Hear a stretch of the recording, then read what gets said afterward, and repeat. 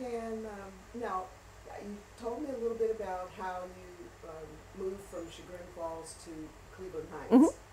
Tell me about the transition into East Cleveland. Yeah. You know, it was all about the house.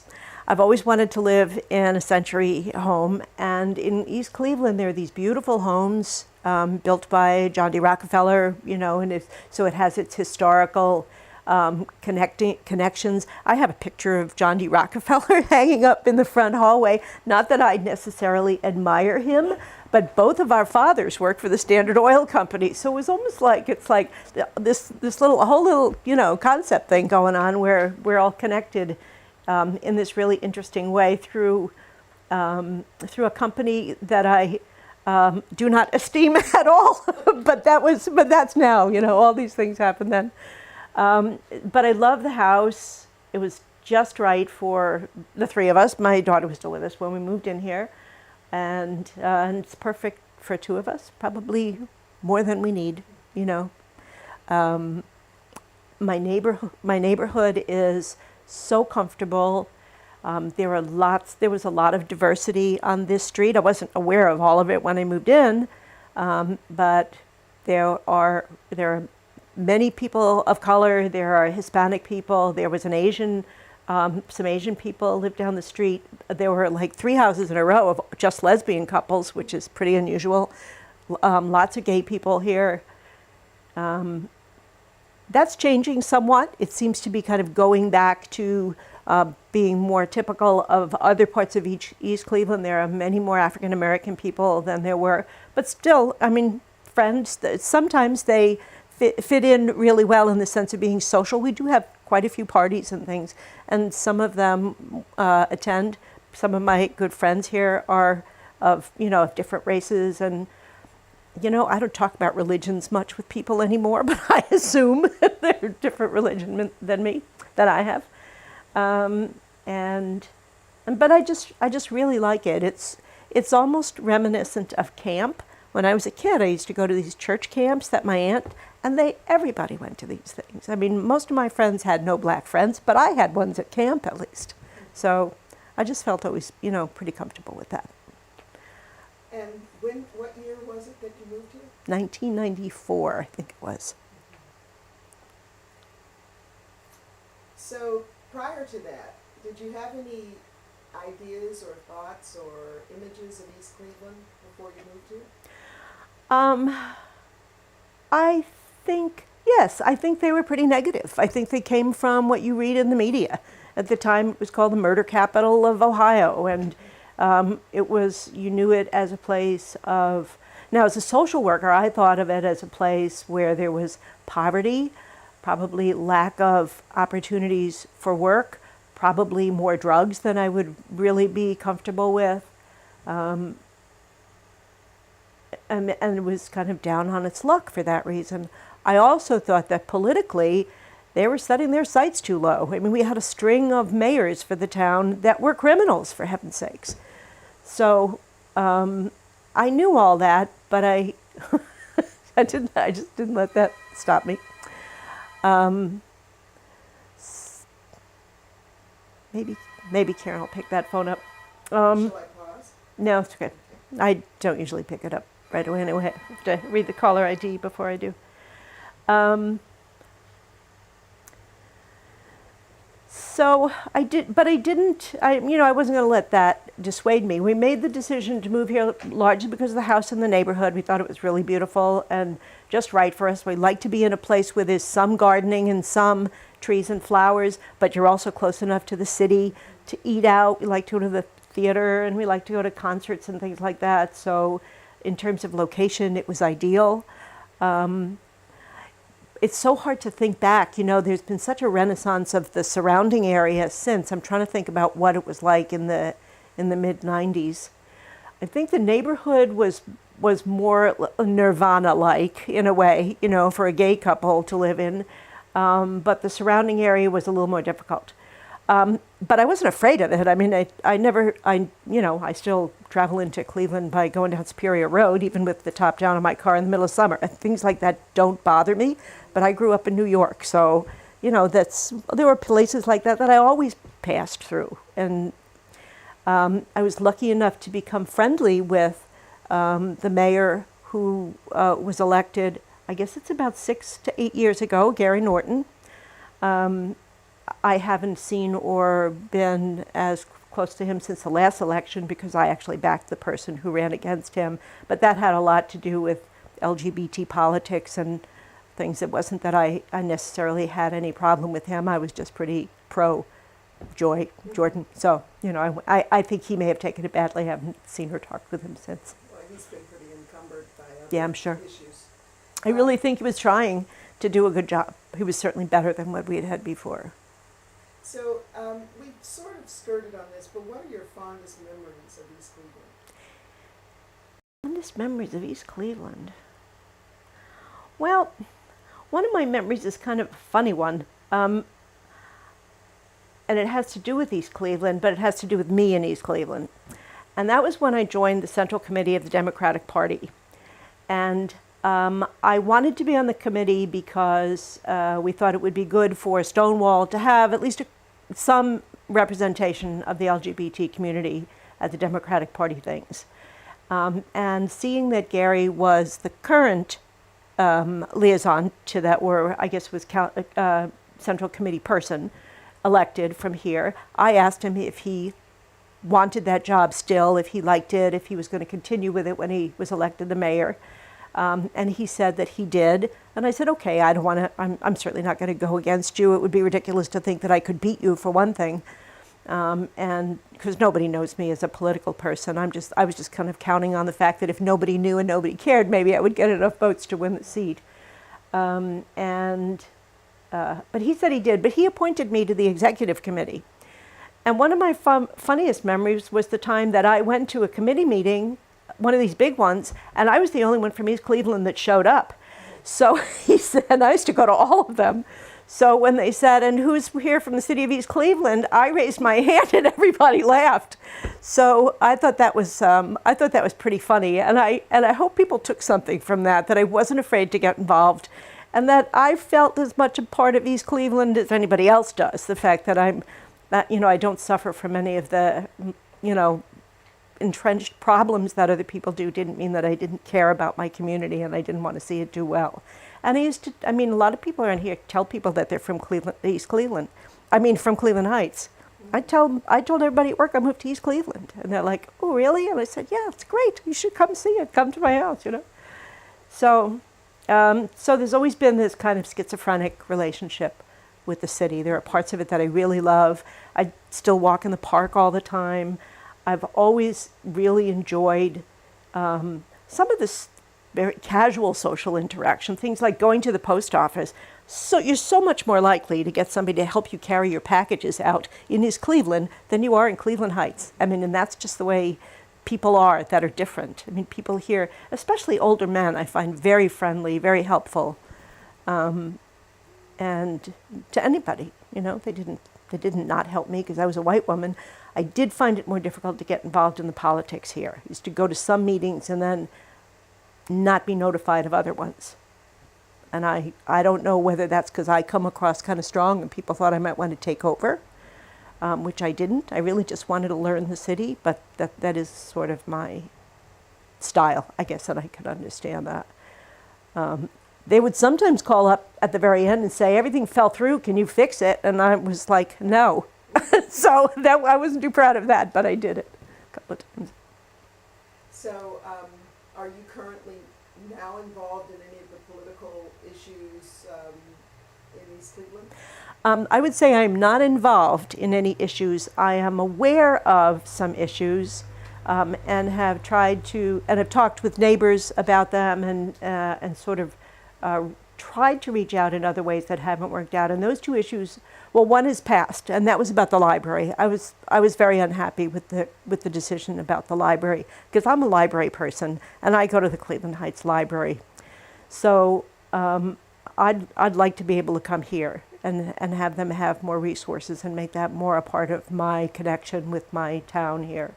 But I felt like I I think that the decision that led to people's resistance to joining the larger network of libraries is the same kind of mentality that prevents them from considering the possibility of annexing the city to Cleveland. And I don't know all the ups and downs about that. I do understand when people say we're afraid of losing our heritage, our connection with our past. But I don't think like that very well. You can see from my life that I tend to look forward. And I'm not saying that that's a better way or the only way. I understand wanting to hang on to your culture. But to me, the culture is one of poverty, joblessness. I just think that can be fixed. I just think that can be changed. And at least considering the idea of joining with Cleveland should be approached with more of an open mind, to at least hear what the pros and cons are and what Cleveland gets out of it, what East Cleveland gets out of it. Now, that's the one on the table. I would also consider, if annexing the city to Cleveland Heights, that would also be great. But I've never seen anybody at Cleveland Heights express an interest. Have you attended any of the meetings that No. are discussing the issues of merging, I guess they're called? I haven't. Cleveland? And I would like to. But I haven't because it just kind of started at a time when it was difficult for me to find any time other than what I was devoting to Stonewall. But I would like to do that. I mean, now that, as I said, Karen's mother is in a place where she's getting better care, and we don't need to constantly be moving dinner times around and going here and going there on that basis, I'm interested. Actually, George Forbes called me to ask my opinion about it, and I wasn't there, and I did call him back several times, but he didn't return my call. So I was hoping that if I ever ran into him someplace soon, I would bring it up again. Well, so he's accepted our invitation. I do, yes. I know he's going to be at one of our Stonewall meetings, so I intend to approach him and say, you called me, I am interested, I'd like to know more about your ideas and see what you think about it. In what ways has the city of East Cleveland changed over time? Over the time I've been in it, or all time? Over the time that you've been aware of it or in it. Well, I think it's improved to some extent. My differences with Gary Norton aside, I mean, I do think he works really hard to try to make it better. And I think that people feel good about that, and that helps them. I sometimes get on these phone calls where a lot of people are talking about what's going on, and it seems people seem more hopeful, maybe a little more optimistic about the city's direction. I just don't think they have a plan. I don't know what the plan is, if they have one, just to bring more industry or more merchants or anything into the to places where people can get to those jobs and there, or to train them. But one of the reasons why I hesitated to even do this interview is that I may not even know as much as I should about some of the questions you're asking about East Cleveland.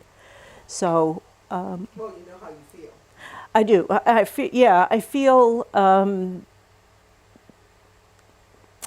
I feel discouraged about the two issues that I mentioned, because all I have heard is people saying from here saying no, that they don't want it.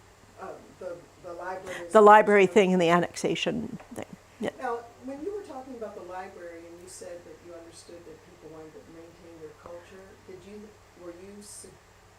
are you of the mind that merging the libraries would have destroyed culture? No, I was not.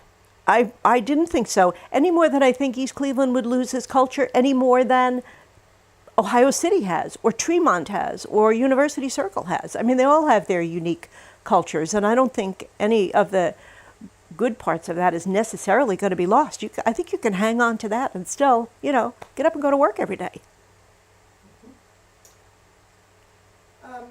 So, again, how has it changed over time? I don't really know. I think that it's changed a little bit for the better, but I don't want to sound naive. I mean, I don't see great changes, say, if you drive down Euclid Avenue or anything like that. I just think that from the governmental or political side, it seems to be better than it was. And, well, it was terrible when I came. I think we had a person who had been accused of manslaughter, who was the mayor then, so it's definitely gotten better. So maybe I've got those in the wrong order. Mr. Ononwa used to live around the corner, so if he was still in, that was before Samantha Goggins. Samantha Goggins. Yeah. What do you think contributed to the changes?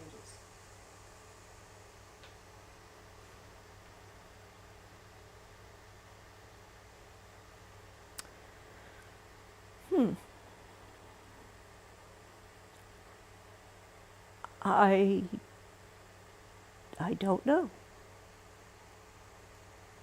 I think some of the things Gary did in terms of trying to deal with vacant properties and using some of the government resources that were available to him at the time were good things, and people saw him doing that, and I think they felt more hopeful and optimistic on that basis.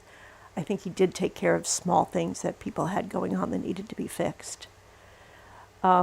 But at the same time, I mean, the whole country has gone into a recession, and certainly I think the African American population has probably been hurt more than most, and we hardly ever hear about that. But you certainly don't see a resurgence in, places to work, or, people improving their lot. So maybe for the family life, or regular life as a citizen, there hasn't been as much improvement as I hoped there was, or that I think there was. So the next question is, how has race or racism Oh, sorry. How has race or racism impacted on you personally? On me personally. My own racism, or other people's racism towards me, or in general? How has race or racism impacted on you personally? Okay. I am interested in race. I like, from an intellectual point of view, I enjoy listening, for example, Ta-Nehisi Coates' address to the City Club. I certainly watched that. I've read his articles. I'm blown away by how he connected so much historical, terrible things to the way things are today.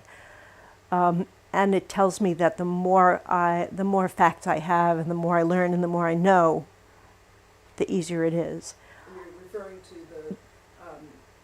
his presentation about reparations. reparations. Yeah, he makes the case for reparations, which I think was the title of the article in the Atlantic. And I haven't gotten all the way through the article yet. I saw the City Club thing first, and I'm about halfway through that. And I'm also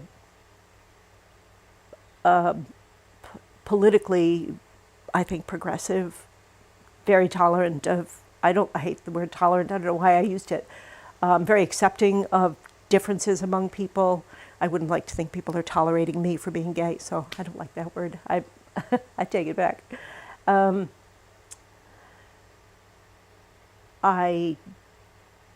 was reading a thing about how many friends people have of different races. It was on Facebook, and I only have about 3 black friends. That feels wrong to me living here. I mean, you're one of them. So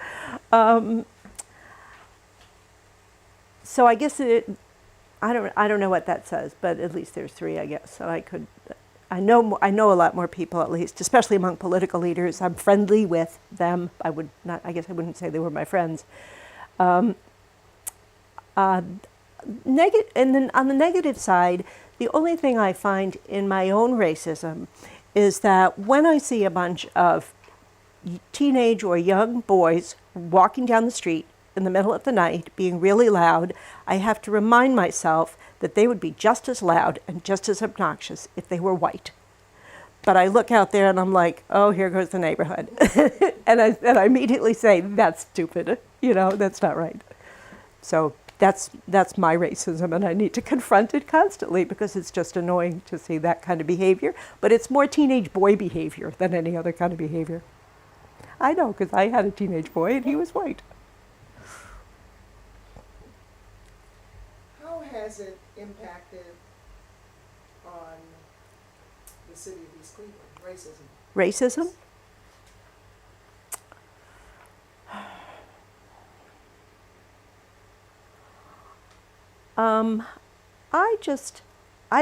I don't know the answer to that question. One of the things that I often wonder about or guess about is if we don't set our sights too low because of racism, internalized self-racism, I mean. Are we not expecting enough of our leaders because we're poor, or we're mostly African American, or because we don't have enough jobs? Are we allowing people to get away with crazy behavior because we feel like we can't do any better? So that's the only thing I can think of for that issue. You're describing boundaries that are self-imposed. Exactly. That narrow one's ability to change or improve. I think so. Is any of that supported by racism coming externally? Yeah, probably in the press, in the media, from the government, how, the way they look at the schools around here. And I mean, I'm a big proponent of public schools, so I read these things, and it's always the African American communities. I'm not just here, but in the Heights, Warrensville Heights, Maple Heights, some of those places that, they're just like these scathing reports. And if you read any of the more factual information about how to run schools, you know very well that an infusion of money would help a lot, but you don't get it. People, bitch and moan about the schools, but, let's see some checks then. That would help a lot to have good teachers. You remind me of an instance, I think it was before Stephanie Tubbs-Jones passed away, where Cleveland schools had received money all year long from the state, and then in April, the state March, the state required them to return all the money they wrote, and I do remember that. Made all of their programs, their innovative programs, crash. Right. Because the money was returned. It's never found its way back up since. But who asked for that money? Was that when we had Ted Strickland as a governor, or is it before that? I think it was Taft? before that. I think it was before that. I think it was Taft that they moved. I remember it, but I don't remember exactly when that happened. It seems like Stephanie's not been gone that long. Now, here's a little different question. How has inequality impacted on you personally?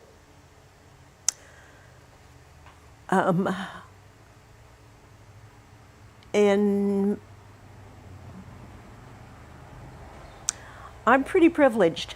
I was born to people who kind of lived the American dream, in the sense that they did well and they expected their kids to do better.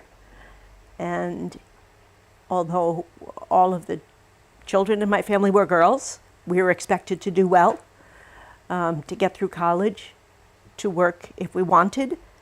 And I'm sure that my father expected me to be a doctor.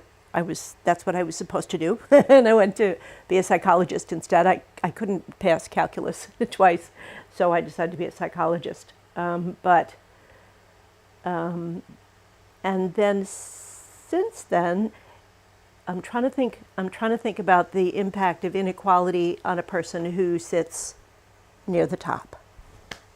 I'm not wealthy, but I might be someday. And I've always known that. And I think the way it has affected me most was that when I decided to have a relationship with a woman instead of staying with my husband, it took me a long time to realize that I was in danger. I didn't know it. Like, I was quite outward about it, and people used to say, "You can't do that here. You can't kiss her goodbye at the bus stop. You can't hold hands walking down the street." I didn't see why. I had grown up figuring I could do pretty much what I pleased. So it's only on the, or it is, the only part I'm really aware of is on the being female or being, I mean, I'm certainly aware of the inequality of women in so many ways. I was a feminist. I was now president when I was in Maryland. I was pretty active because I lived near Washington, which was a lot of fun, being down there and being an activist in that way. So I'm not naive about how women were treated, but we worked on that, and I think we've kind of come a long way. Certainly not done. In fact, I'm sure they would strip away most of the rights we've gained if they could, some of the people that are in power now.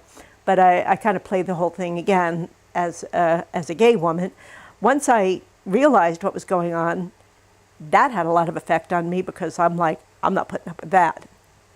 So, you know, I kind of I started volunteering pretty early after Karen and I were together. It was only about 2 years before I joined the board of the LGBT Center.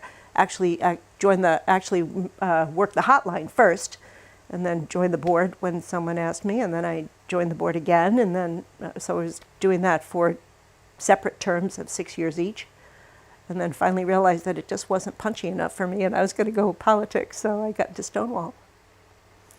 So it's affected me in that way, in that I think I am seen as an activist in the community. I'm not the kind of person who's necessarily well known. I don't do something that's very public, but people, you know, who kind of go through the endorsement and political process that Stonewall oversees, I'm their connection. So a lot of people do know me in that regard, and I'm proud of that. I feel good about that.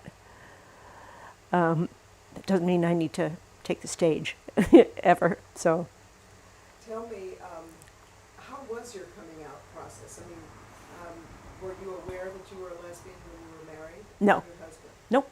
And I don't know that I was. I've talked with a lot of women who kind of came to this realization when they were mature, after they had been married. And I don't necessarily think that I changed from a straight person to a lesbian, or that I was a lesbian and didn't know it. I think that I am just pretty fluid in terms of who I love. And I think that I could love perhaps a person of either gender, but I'd rather have my relationships be with women. I think they're steadier, I can trust them better, they treat me better, so all those reasons.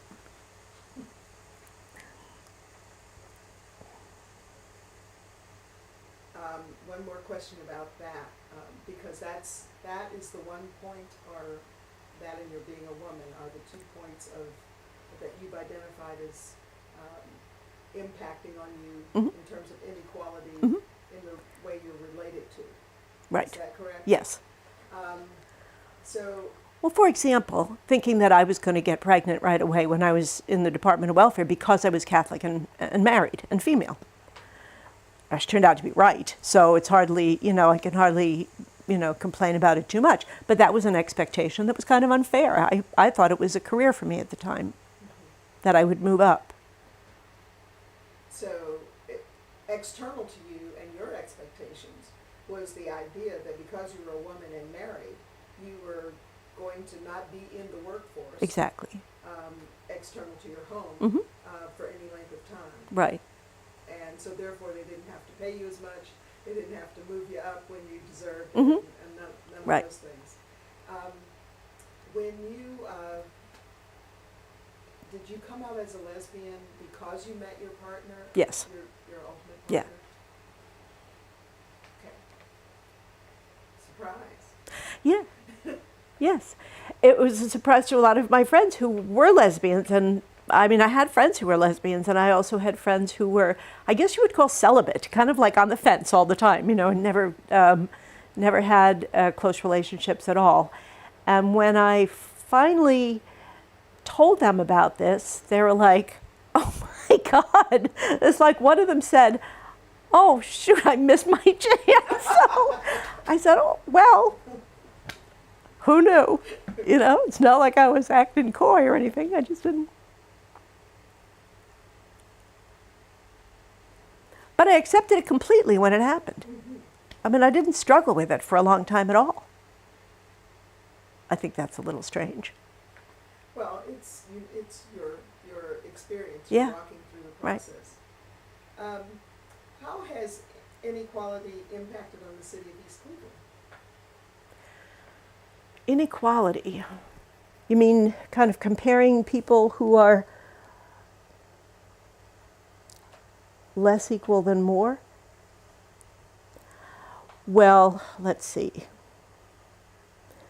There's certainly the racial inequality that's probably pretty obvious, which we talked about before.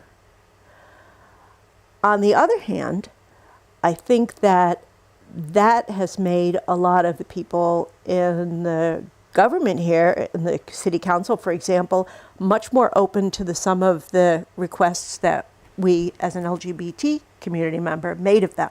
They got it really quickly. And in fact, their housing ordinances were already in place before we ever spoke up about it or maybe even thought about that kind of issue. And the housing ordinance you're referring to are?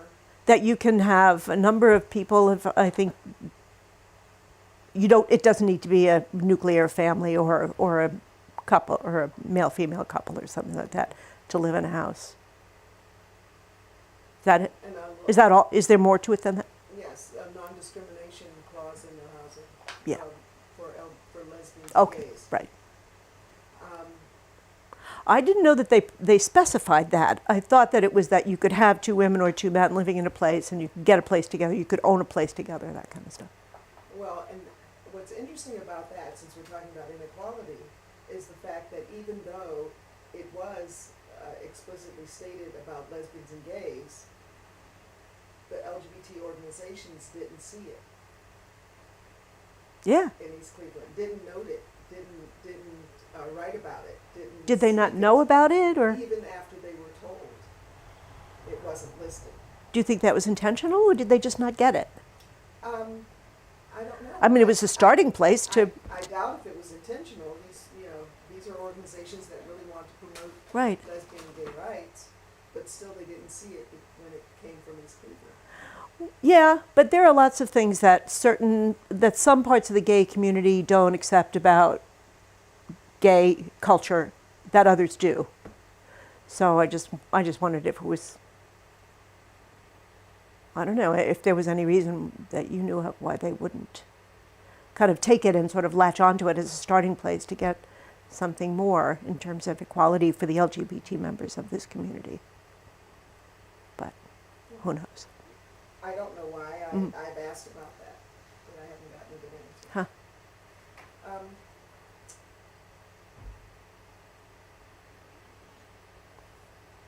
Can you recollect a memory or instances when the community of East Cleveland fought for something?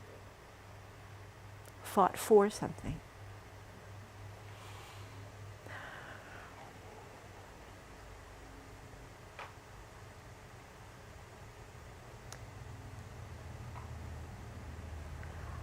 You know, I guess to be fair, they must have fought to have a new middle school instead of saving the beautiful building that I'm thinking it's hard for me to come up for because I was always on the other side to get the school built. Must have fought for that. Someone must have fought to keep the library the way it was. I know that they fought about Huron Hospital to not have that torn down, but it was torn down anyway. And I was definitely not for that.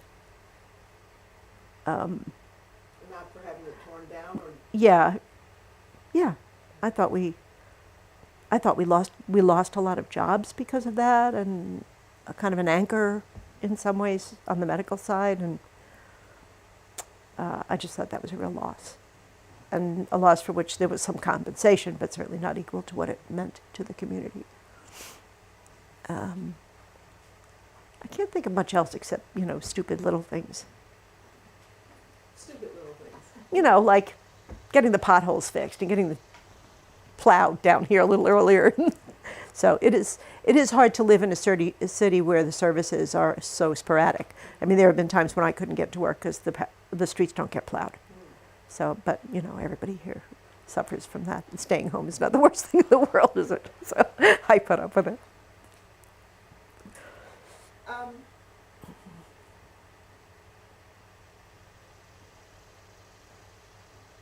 Have you been a part of any of the instances that you named where the community fought for something? No. Can you tell me why? Just because two reasons. One is that I spend enough time doing what I already do, which is working for the LGBT community and working for it in a political way. And it takes up a lot of time. I like it. I think it's worthwhile. It's working, so I do it. And I like the people that I work with as well. So that's also, in many ways, my social circle. Secondly, when I did try to get involved in things around the community, I found some pushback. It was kind of subtle. It was, as I mentioned, not being called to be told about meetings, saying that you're interested in something and then not knowing what's going on, or no one calls you and lets you know. And I sort of quickly decided that that might be because I was white and this is being done by African American people, and so I just kind of backed away. So that is a place where race impacted on you. It is, yes. Good pickup. You're right. And your response to it is to just let it be. I did, because I was enough involved in things that, it's not like I felt isolated. I was enough involved in other things that were very satisfying to me anyway. And it's not like I'm losing anything personally by not, I don't suffer from that. Is East Cleveland an African American city? Mostly. What is it, like 90%? I would say it is. So Chagrin Falls is what percent white? I don't really know. Pretty much. Pretty Oh, much. yeah. So you lived in both environments. Mm-hmm. You tolerate this one, it seems, better than you tolerated the other. Yeah. Why is that?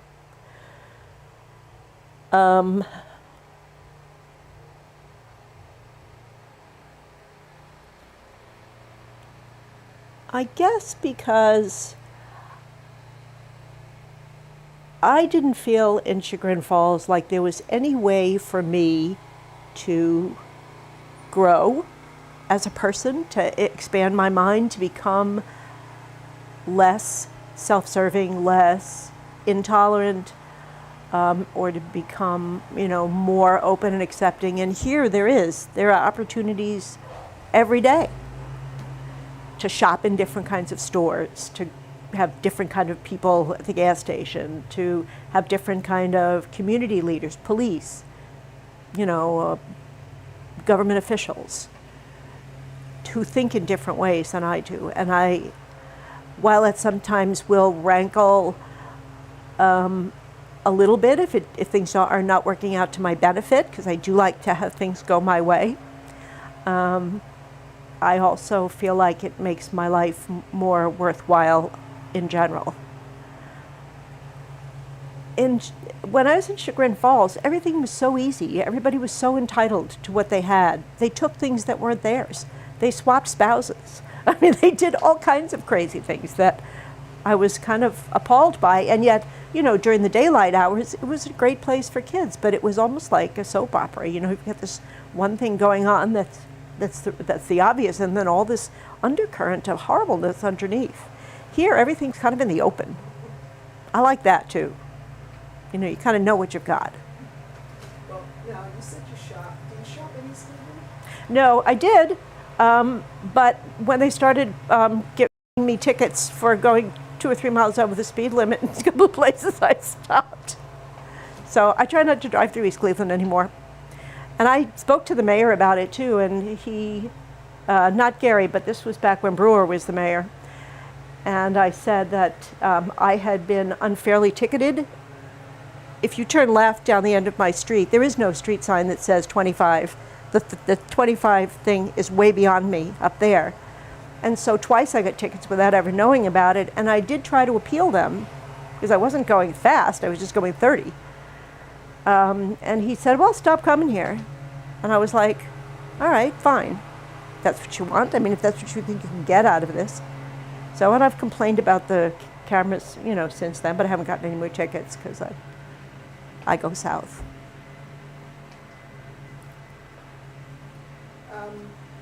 What would make you become more involved in the city? I think knowing that there was a more, maybe just a little bit more of a heterogeneous group working on something. And I know of some like that too, but they haven't been interesting to me. So I think that's a possibility, but I haven't done much to check them out. But I know that there are some things that people from my neighborhood here are working on, or other white people or Hispanic people or Asian people. Just not a group of people who are going to put up this front that you're ruining our community by saying these things. I want to be able to say what I want. You don't have to do it, but. So it sounds to me like a lot of race-based issues are impacting on your ability to, or your interest in being involved in East Cleveland. I wouldn't say a lot. I would say occasional. I mean, I've been living here for 20 years. I'm trying to dredge up, things from years ago, too, to share with you. But I wouldn't say anything like that has happened in a long time. Well, but there are several instances, if that's what you mean. Of the institutions that are in East Cleveland, do you use any of them? The library, the theater? Not lately.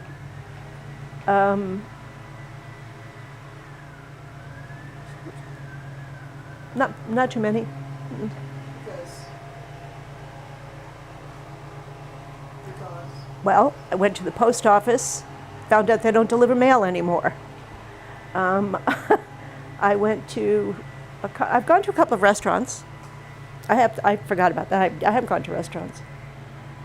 And they're fine, they're good. So those are some businesses that I do frequent. I don't buy much anymore, except online.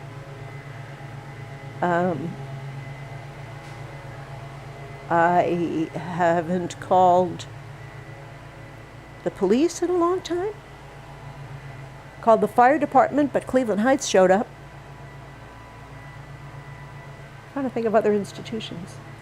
Well, certainly McGregor. yeah, McGregor, Mhm. and then but there's a community theater, and the building that Cleveland Clinic replaced.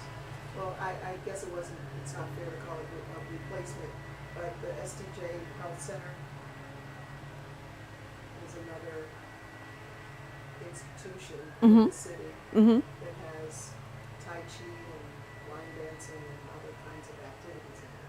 Were you aware of any of those? No, but I it's- don't join stuff like that to start with.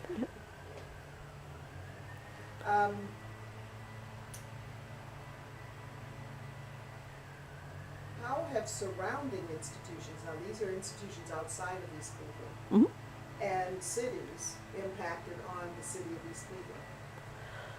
Well, in a positive way, I've paid attention to the things that East Cleveland has been able to do with University Circle and some of the new build-ups out there, and it's a place where I spend a lot of time in the University Circle. I love to visit the museum. If I've got nothing to do, I'll just go over and sit and walk around and look at stuff, and I take my grandchildren to the museums a lot and the botanical gardens. So we have passes, I guess, to 4 or 5 of the institutions over there, and we go pretty frequently. And so I have really liked the contribution that they have made to East Cleveland and vice versa, how East Cleveland has been able to provide, land and building for, I guess, a growing student population as well as all the people who work in University Circle. Let's see, next surrounding would be, I guess, Cleveland Heights. I live in a place where I see the plow come up and then turn around and go back the other way when it snows. So let's see. As I said, the fire department came. Well, in the Forest Hill Homeowners Association, it's like 3/4 Cleveland Heights, 1/4 East Cleveland. So there's a lot of that kind of back and forth, and I'm sure that together we impact how the Homeowners Association works here. So that's a positive association for sure. What do they do? Just maintaining buildings, making sure that people just don't, get a ladder and start tearing their slate roofs off, that kind of thing. Which they do, because they're hard to maintain.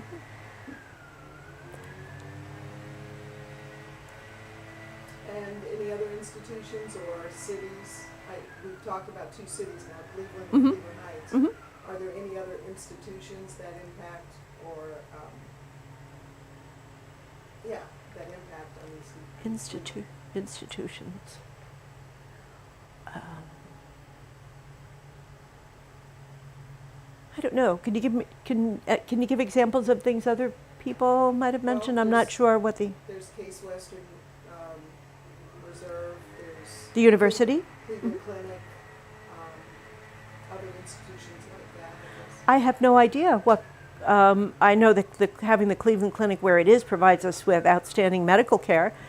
I assume it also provides jobs for a lot of people, so I would say that's probably pretty positive. Although I hate seeing, a hospital take up that many city blocks, but there it is. And the other thing you said was the Case Western, the university. I don't know.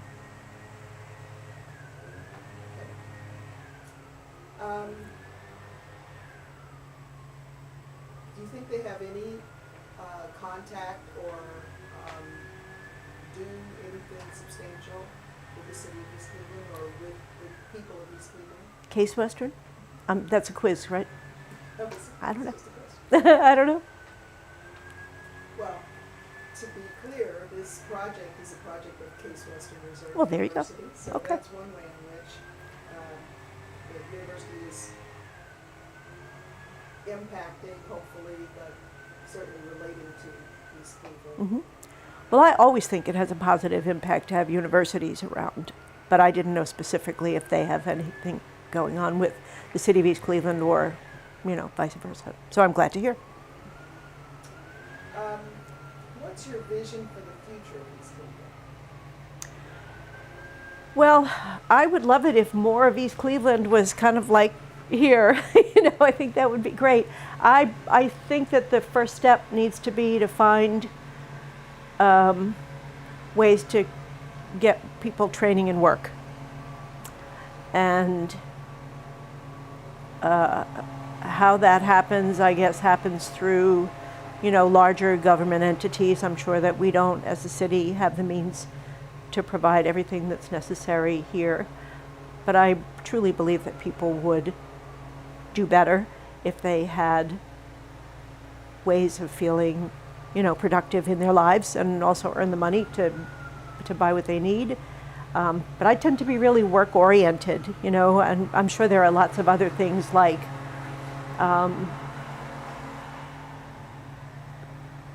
not having quite so many bad empty spaces or abandoned homes. I do think they're working on that, but it seems slow.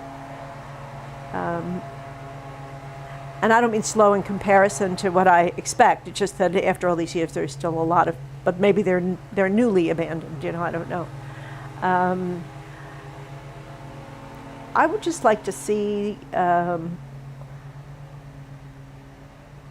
streets better, the facilities better for kids especially.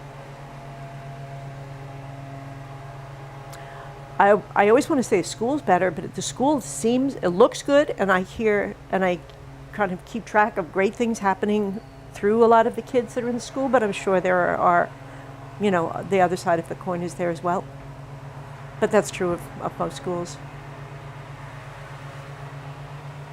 So in terms of major issues that need to be addressed in order to make the city better, a better neighborhood, a better community, a better city, Mm-hmm. what do you think are the hierarchy of needs? I would say stronger leadership, better schools, better, more employment and educational, I don't mean college, but vocational education or training opportunities for the citizens to get back on their feet if they've lost their jobs. I guess more care of the housing stock. I think we've got some great houses, but we've also got, sometimes old houses, especially, and this one included, can be hard to keep up. It takes a lot of money to keep your slate roof done, and the bricks stand forever, but everything else kind of gets wet after a while, so things get sort of used up. Like, these metal windows are a real pain to keep painted, and as you can see, I don't do the best job with that. One room at a time.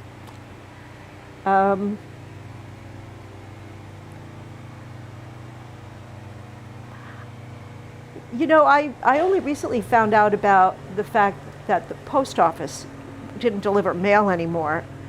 That was not a big deal at all. But I wonder how many other government kinds of facilities have kind of gone by the wayside, and I'm just not aware of it.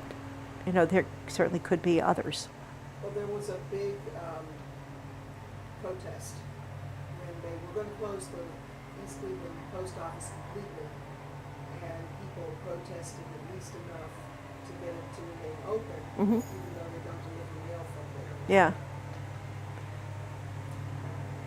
And if you think about what kinds of governmental entities would be in a city, and you think about the baseline support system that you have to have in a city, any city, no matter what the size.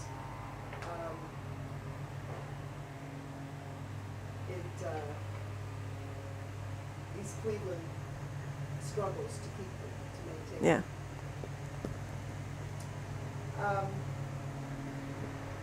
If you had a wish list of what would happen in East Cleveland, a wish list with a little practicality in it, meaning something that's possible to do, what would your wish list sound like?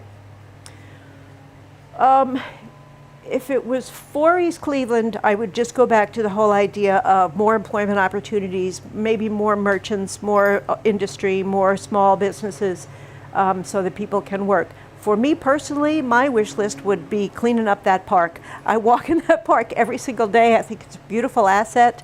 I walk in the woods behind it. But the lake, is always kind of scummy, and it doesn't seem like it should take all that much, especially given the number of people who party in that lake on the weekends. If they charge them just a small amount of money, maybe they could make enough to keep the lake clean. I would also like to see more people interested in leadership in East Cleveland, who have a commitment to the community, and who kind of achieve some of those high standards that I talked about, who don't do dumb stuff and don't lie and don't, who are good people who are really committed to doing a good job. Those would be definitely two things that I think would be it. a start on my wish list. I'm not sure whether you have East Cleveland cable, do you? So my next question has to do with whether you attend city council meetings. I don't since, I used to once in a while, not everyone, but up until about 2 years ago, I did, but I don't anymore. I probably wouldn't necessarily go back to that, but I should be attending the Democratic group that Nate does, and it's on the same, if there isn't a Stonewall meeting, which is on the same night, unfortunately, I should at least try to make that, but sometimes they say, oh good, no Stonewall meeting, I can stay home and, have dinner, so. Now, what would you be prepared to do to participate in making East Cleveland better? Well, I told you that I don't know if this qualifies to answer your question, but I told you that George Forbes had called me, and I called him back, and I was willing to serve on a panel or a group that was going to at least explore or listen to what would be the pros and cons for the city of East Cleveland to consider this merger, and what would be the pros and cons for the city of Cleveland, so that if it turns out that this is really the best place for us to go, we know what we're dealing with. That's something that I would be interested in. I would also be interested in advancing the work that we have already done, that you were largely responsible for, in terms of the LGBT employment policies and an employee handbook and all that kind of stuff for the city of East Cleveland. And I believe that needs some updating in terms of accountabilities and ways of dealing with transgressions if those policies are violated. That wasn't really nailed down. So that would be something that I would be interested in. Actualizing the human rights Exactly. commission. Yeah. Mm-hmm. Right.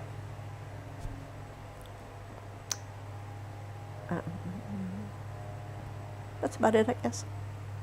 Well, I do appreciate your sharing some time with me. I'd like for you to tell me anything else that you'd like to share before we end our interview. I can't think of anything we didn't. In fact, I talked about a whole lot of stuff I never imagined that we would be talking about. I can't really think of anything else. I do love my community. I assume it will stay pretty much as it is. I would certainly fight for that. I expect to die here, so I'm not going anywhere. So I like it the way it is, and actually more diversity would please me. What would it look like? Oh, it would look kind of all even, I guess. I mean, that's kind of idealistic, but to have more gay people, and also more Hispanic and Asian people, because we've got like half and half of the rest, black and white. So that would be cool. We've got young people, old people, kids. I think we're good.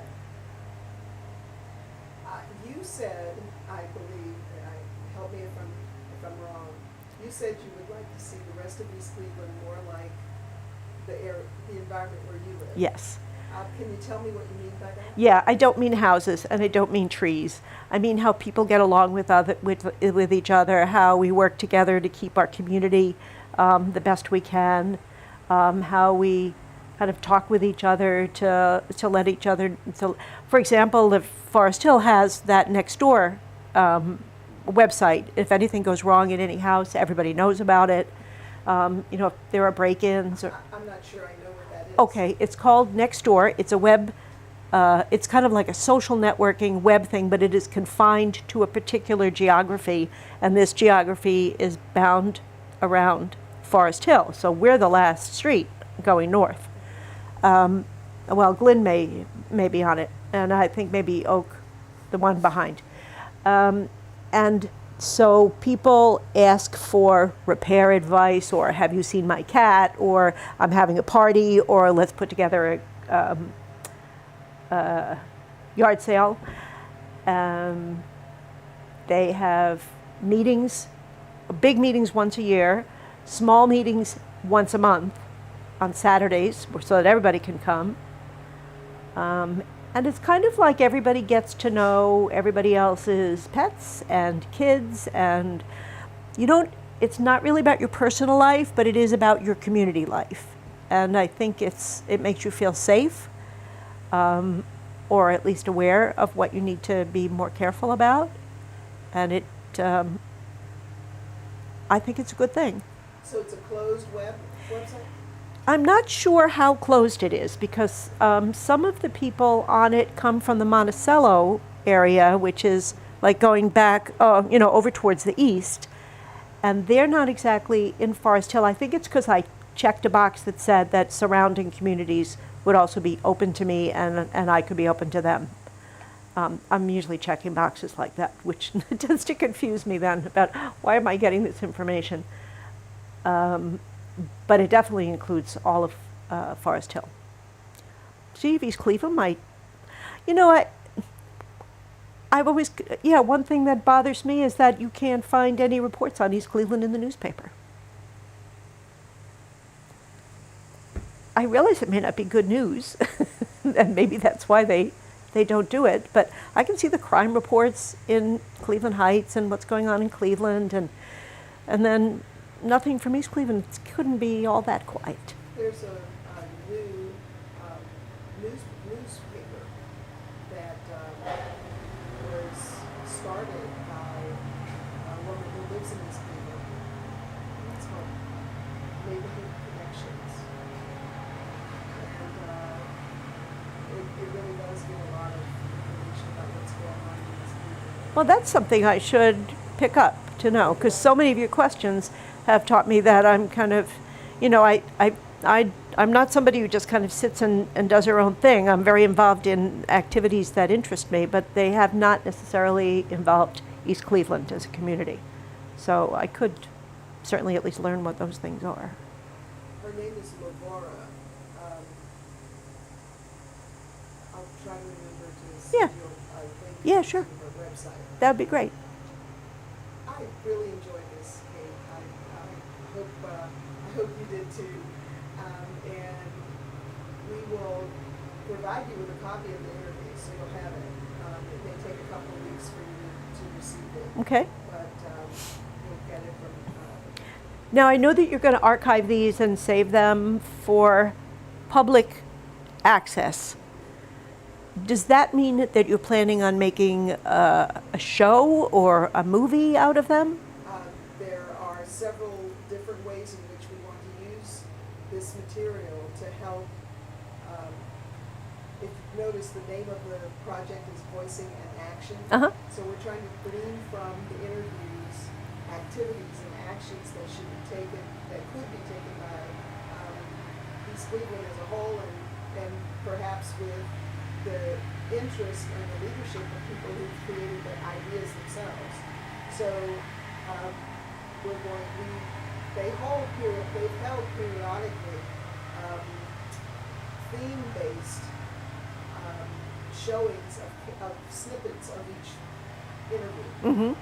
and then had community conversations about that in the library. Interesting. Yeah, and so we'll make sure that you're aware of the Good. next ones that are coming. Yes, good. Yeah, it's a good thing. Well, thank you. I've enjoyed it a lot, too. And there'll be, I believe there is also a documentary that's in the works that will be using some of this material. Mm-hmm. I'm going to close this out. Okay. Now, if you have nothing more to add. Nothing more. I Thanks. appreciate it. Thank you so much for sharing your time.